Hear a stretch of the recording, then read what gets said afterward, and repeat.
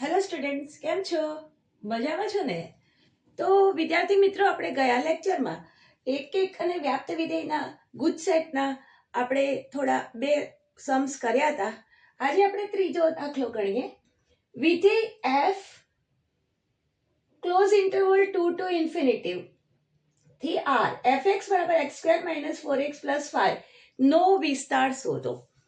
હવે જ્યારે પણ તમારી પાસે દ્વિઘાત બહુપદી હોય ને, તો તમારે એને બેસ્ટ વે છે પૂર્ણ વર્ગ બનાવી દેવાનો દ્વિઘાતમાં.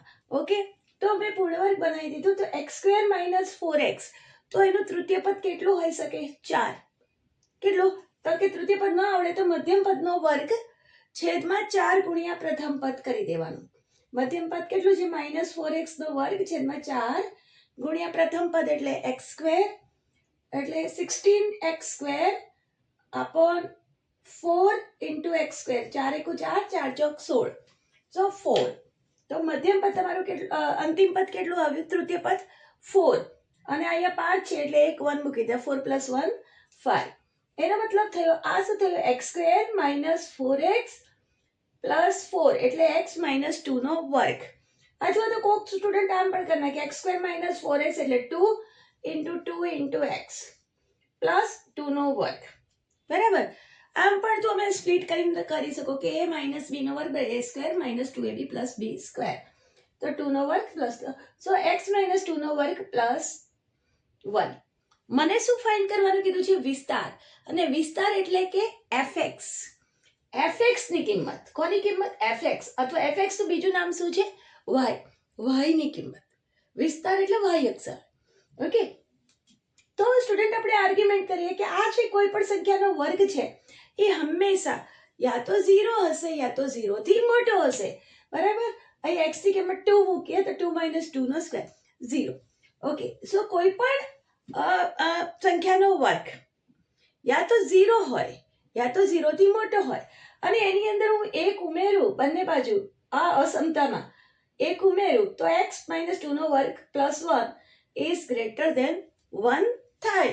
અને આ શું છે? તો કે મારા માટે fx છે.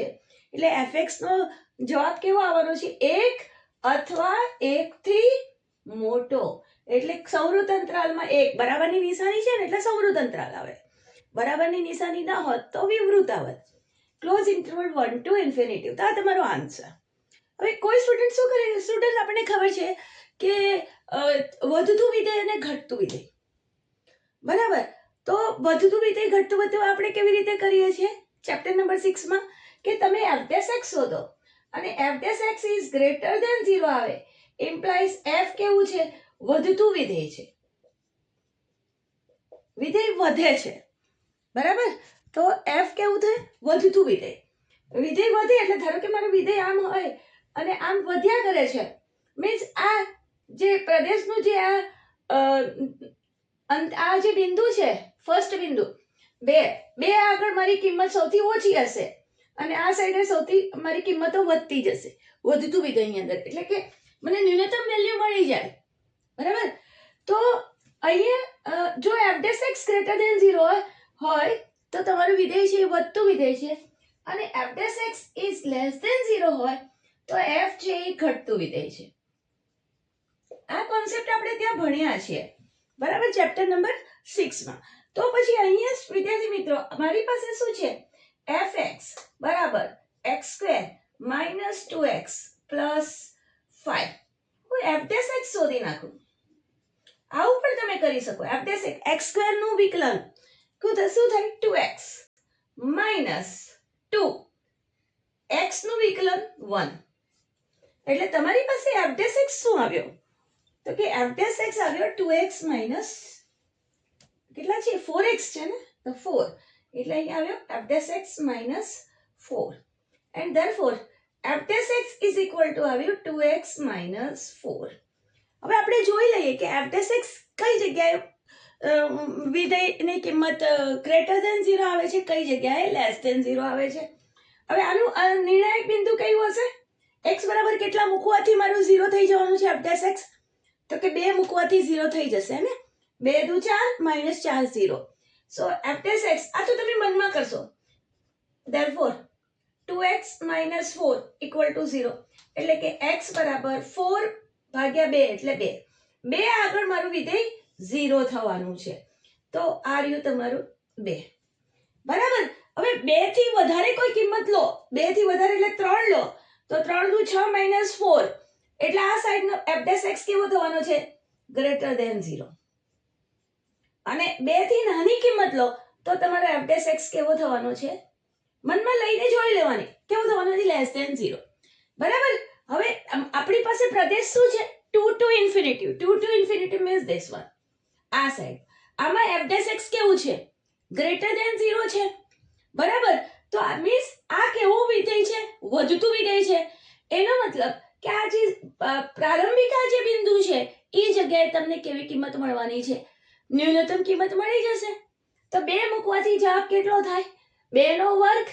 4 માઈનસ 4 દુ 8 પ્લસ 5 એટલે 5 પ્લસ 4 9 માઈનસ 8 એટલે કે 1 એટલે ન્યૂનતમ કિંમત તમારી કેટલી થશે હું શું કહું છું f2 મૂકું તો શું થશે 2 સ્ક્વેર માઈનસ 2 into 4 બરાબર plus 5 is equal to 4 minus 8 plus 5 that is 1 એટલે વિદ્યાર્થી મિત્રો જ્યારે આપણું વિધેય વધતું હોય ને વધે એનો મતલબ એમ થયું કે આ જે પ્રારંભિક બિંદુ છે પ્રદેશનું એ બિંદુએ તમારી ન્યૂનતમ કિંમત આવશે અને કિંમત વધતી જવાની કોઈ જગ્યાએ ઘટવાની નથી અને કન્ટિન્યુઅસલી વધતું જવાનું એટલે કે આ જે તમારું શરૂઆતનું પ્રદેશનું શરૂઆતનું બિંદુ છે એ જગ્યાએ તમારી ન્યૂનતમ કિંમત આવવાની છે ઓકે તો મારા પ્રદેશનું શરૂઆતનું બિંદુ કેટલું છે 2 હવે હું 2 આમાં મૂકું તો 2 નો વર્ગ 4 માઈનસ 4 દુ 8 પ્લસ 5 એટલે કેટલો આવ્યો 1 થી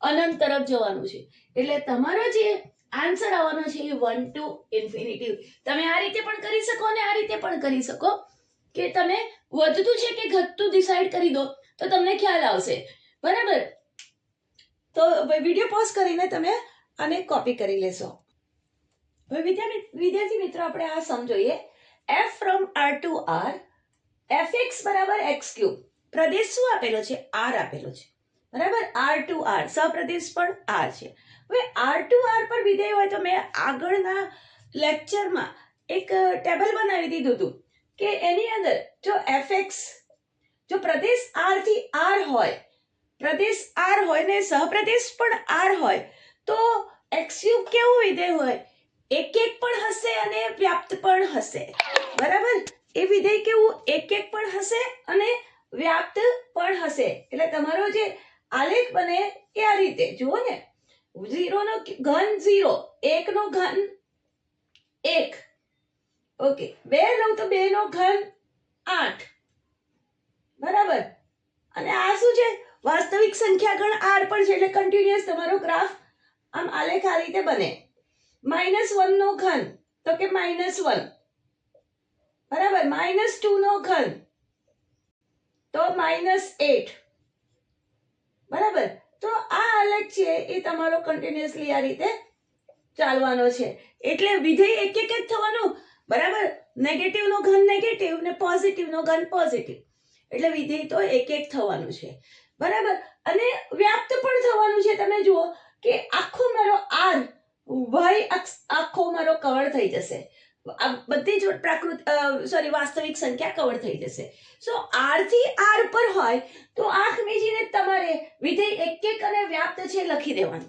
હવે n પર હોય તો શું થાય વિદ્યાર્થી મિત્રો એક તો થવાનું જ 1 નો ઘન 1 2 નો ઘન 4 n પર હોય તો 1 2 3 and so on n થી n પર હોય તો n એટલે પ્રાકૃતિક સંખ્યા ગણ તો 1 2 3 4 5 6 7 8 1 નો ઘન 1 2 નો ઘન 8 3 નો ઘન 27 બરાબર એટલે વિધેય એક તો થવાનું પણ વ્યાપ્ત નહીં થાય કેમ કે 2 કોઈનો ઘન નથી 3 કોઈનો ઘન નથી વ્યાપ્ત વિધેયમાં શું હોય છે તો કે વિધેયનો વિસ્તાર એટલે આ વિધેયનો વિસ્તાર એ એના સહપ્રદેશ બરાબર હોવો જોઈએ હવે એનો સહપ્રદેશ અહીંયા n હોય તો n ના બધા સભ્ય રહી ગયા ને કે 3 માટે સહપ્રદેશના 3 નું ઘનમૂળ બરાબર અહીંયા કોઈ છે નહીં એટલે n પર હોય ત્યારે એક એક તો હોય પણ વ્યાપ્ત નહીં. એવી જ વસ્તુ આપણે જો z પર લઈએ, z ની ઉપર પૂર્ણાંક સંખ્યા ગણ પર z ટુ z પર લઈએ 0 1 2 1 2 3 and so on, -1 -2 -3 and so on. અહીંયા પણ 0 1 2 3 4 8 -1 -2 -3 and so on, -8 and so on. તો 0 નો ઘન તો 0, 2 નો ઘન 8, -1 નો ઘન -1, -2 નો ઘન -8, માઇનસ નો ઘન માઇનસ અને પ્લસ નો ઘન પ્લસ. બરાબર, કોઈ પણ જગ્યાએ કિંમત બેવડાવવાની નથી, એટલે વિધેય તો એક એક છે પણ z પર પણ વ્યાપ્ત નથી. કેમ કે વચ્ચેના જે આ બધા સભ્ય રહી ગયા. 1 કોનો ઘન છે? કોઈનો બી ઘન, સોરી 1 નો ઘન તો 1 જ છે. 2 કોનો ઘન છે? કોઈનો બી નથી. 3 કોનો ઘન છે? કોઈનો બી નથી. એટલે આ બધા તમારા એલિમેન્ટ રહી જાય છે અને તેથી આ વિધેય છે એ તમારું વ્યાપ્ત નથી. તો n અને n ટુ n અને z ટુ z પર હોય ત્યારે x³ એક એક છે પણ વ્યાપ્ત નથી. પરંતુ જો વાસ્તવિક સંખ્યાગણની વાત કરીએ તો એ એક એક પણ છે અને વ્યાપ્ત પણ છે. બરાબર, હવે ત્રણ જેનું ઘન હોય એવી વાસ્તવિક સંખ્યા કઈ? તો કે ક્યુબ રૂટ ઓફ 3. આનો ઘન કરવાથી આપણને 3 મળે અને આ ક્યુબ રૂટ ઓફ 3 છે એ વાસ્તવિક સંખ્યા છે. બરાબર, એટલે કે વાસ્તવિક સંખ્યા માટે જો હોય r માં x³ એક એક અને વ્યાપ્ત છે, પરંતુ n ની ઉપર અને z ની ઉપર એક એક તો છે પણ વ્યાપ્ત નથી. આઈ હોપ કે તમને સમજમાં આવી ગયો હશે.